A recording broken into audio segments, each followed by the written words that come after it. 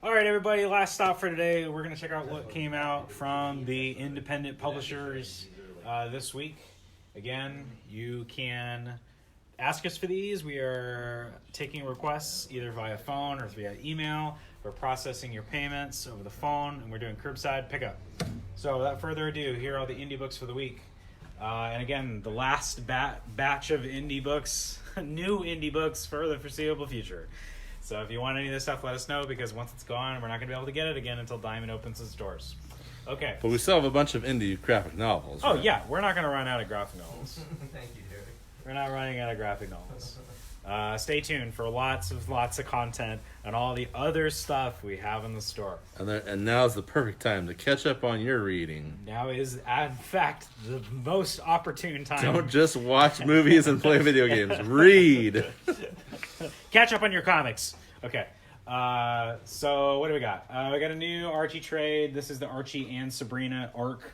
I'm not reading any of this stuff, but Archie people know what they're doing. This Sabrina is not the one from Netflix. It's not like the scary horror version. This is more in line with the kind of new age Archie that Mark Waid and Fiona Staples ushered in a few years ago. So if you're into Archie, if you're into Riverdale, any of that kind of stuff, there you go. We got a book called Dead End Kids. This was one of the more popular books out of Source Point Press, which is a brand new publisher.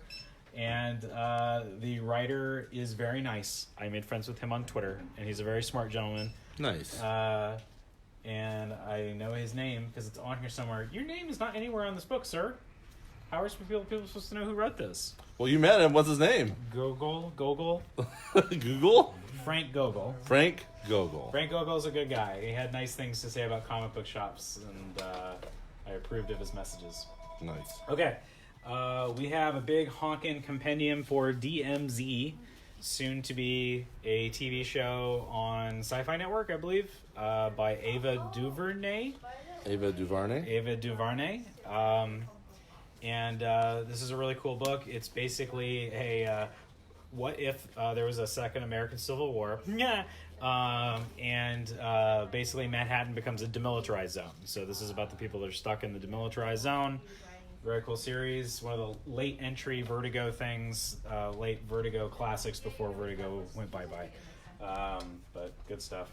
Okay, we got a new book by Gene Yang, the creator of American Born Chinese and the writer of the Dark Horse Avatar Lost Airbender comics.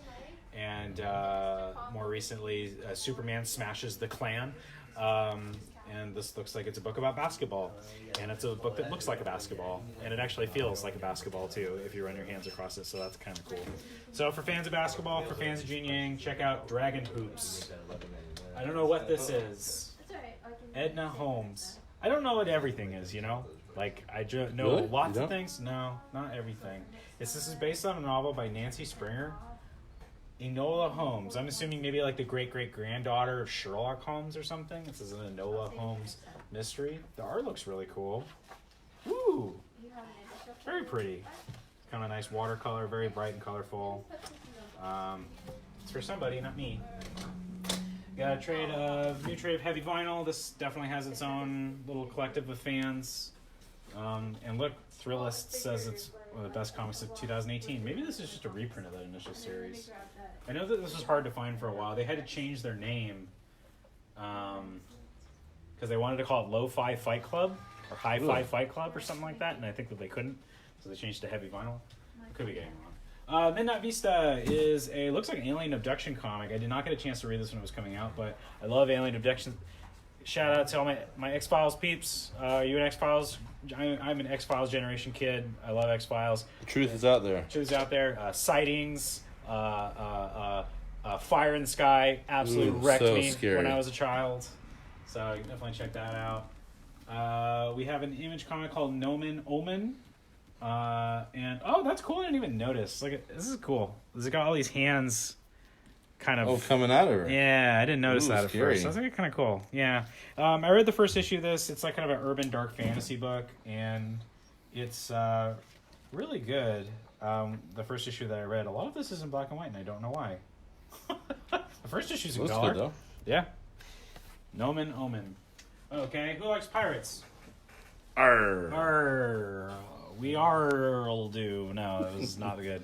I got a Craig Yo publication, so they do the pre-code comic books this time. It's a very small, very cute collection of pirate stuff, but there's some stuff in here from Frank Rosetta and Will Eisner, some classic artists if you're into some old school pirates.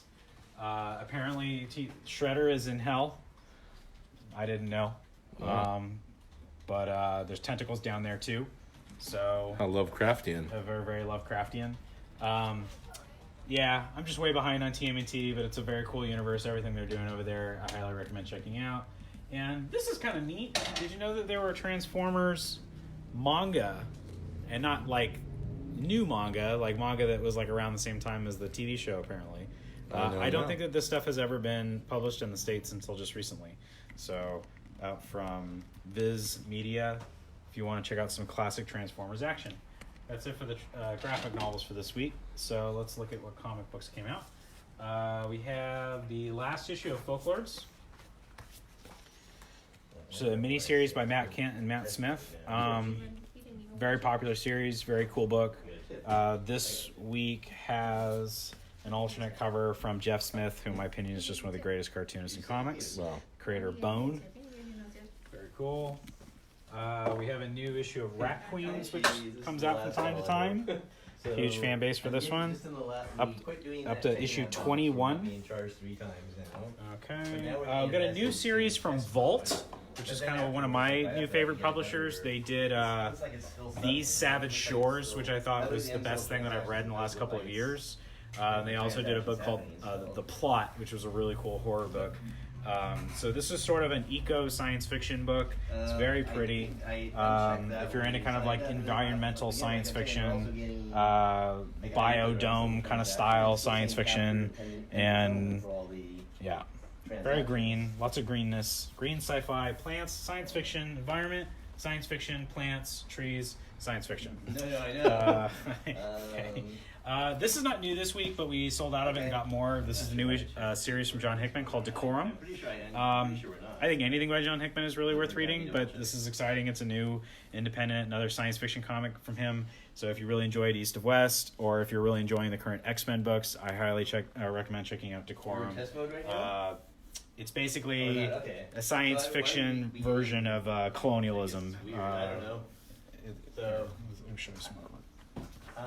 Yeah, hold up.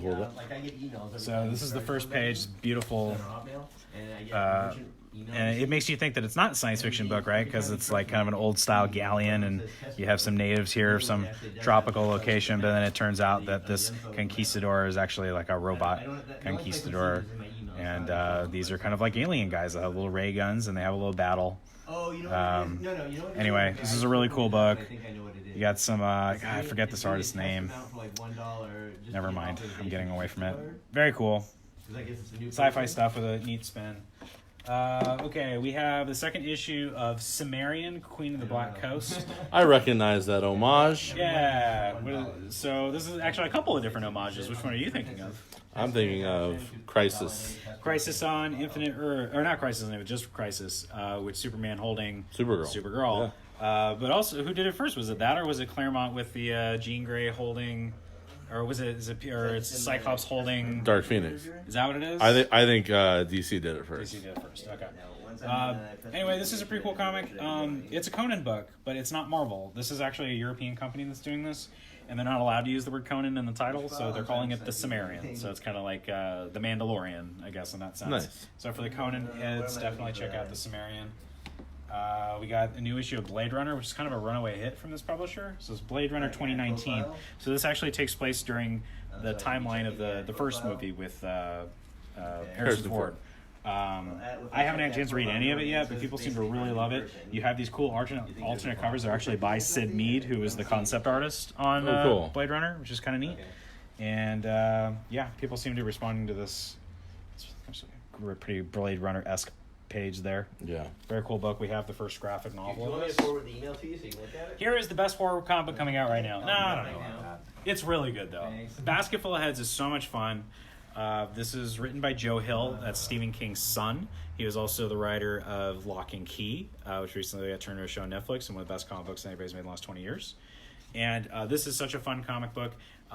It's basically this young woman is put in a very precarious situation, but is somewhat helped out by that precarious situation by coming upon an old Viking axe that she finds out that when you decapitate somebody with it, the head doesn't die. So that's why it's called Basket Full of Heads. You'll have to find out why a basket full of heads matters, I guess. It's very creative. It's very well drawn. Love this book. Okay, we got the second issue of Hidden Society, which is we still have issue 1s. Got a new Judge Dredd series. Don't know anything about this, but if you're interested in checking out a new Judge Dredd book, we got one. What's that? I am the law. He is the law. I am the law. Issue 5 of Philadelphia, also one of my new favorite books. If you're not caught up with this series, it's really cool. The first graphic novel will theoretically be coming out soon. But new issue of Philadelphia, really, really good book. Gorgeous artwork by Jason Sean Alexander. What's that about?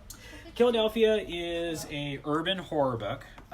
So it takes place in Philadelphia. I have to kind of blow the twist at the end of the first season.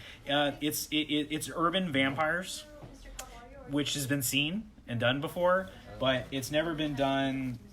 This artwork is really cool, and the twist is pretty good. Basically, who you think is the main character is this like long seasoned detective, a homicide detective in Philadelphia, and then it turns out that he's not actually the main character. He's the father of the main character, and he dies and gets killed by the vampires, and his son shows up.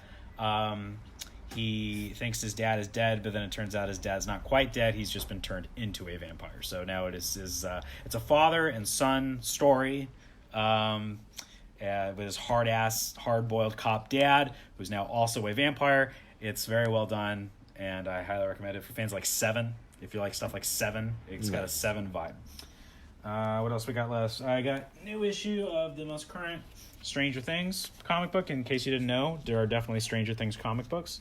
The last couple of ones have been sort of prequels of sorts. There was one that, well, you might have to help me, Derek. All right, so the kid that's missing in the first season of Will. So the first Stranger Things arc is about Will and how he survived inside the Upside Down.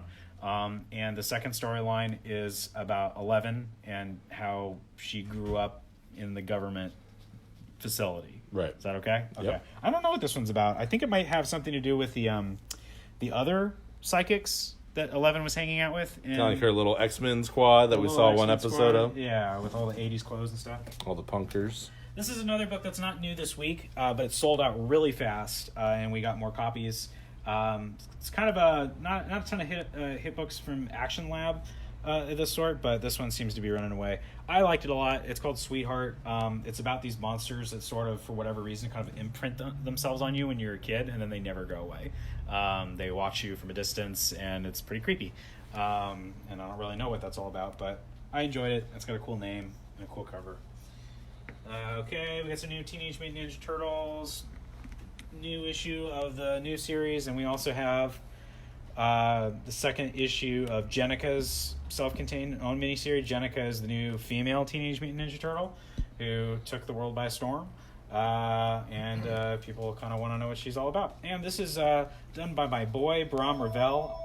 I actually did a video on the YouTubes about one of my all-time favorite books called Gorillas that Bram Ravel wrote and drew, and he quite appreciated that. And one day I need to ask him for some artwork when I have some money. I would like some artwork from Bram Ravel.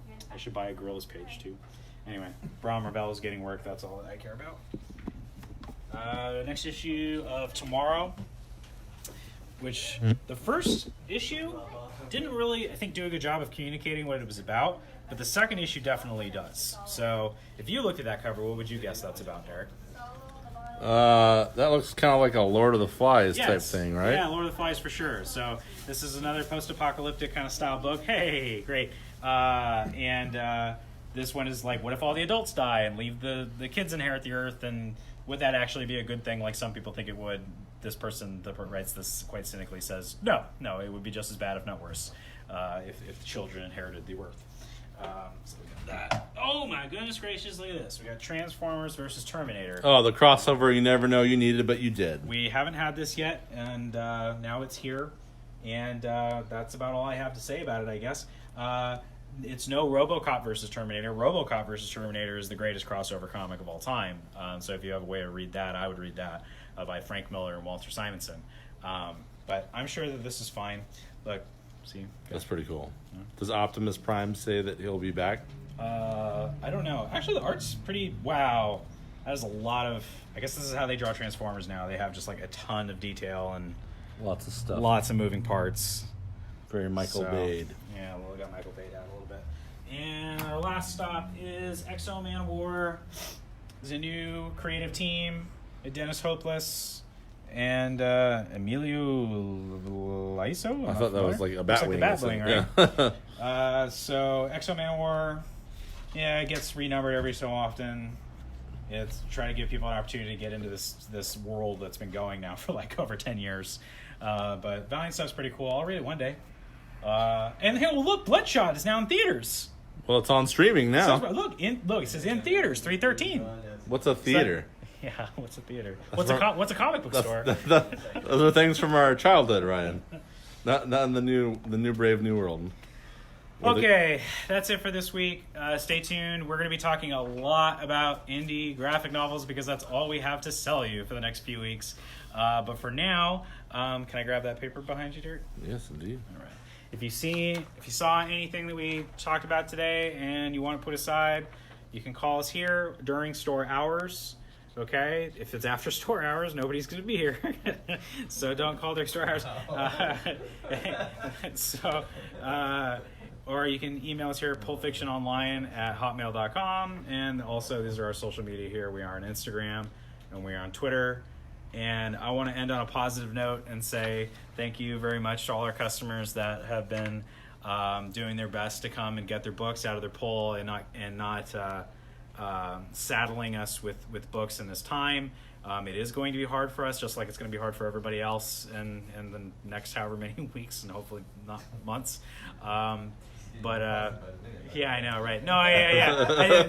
I feel very uplifted. Seriously, yeah. No, but we're gonna kill it. We're gonna figure out how to keep this community of ours together, not forget about each other. We're gonna keep talking. We're gonna have chat rooms. We're gonna have videos. We're gonna talk about comic books, and we're all gonna keep reading comic books. And I want to say thank you to our customers. You are the best customers in the world, and I mean that sincerely. Thank you very much, and we'll talk to all of you soon. All right. Bye from Facebook Live.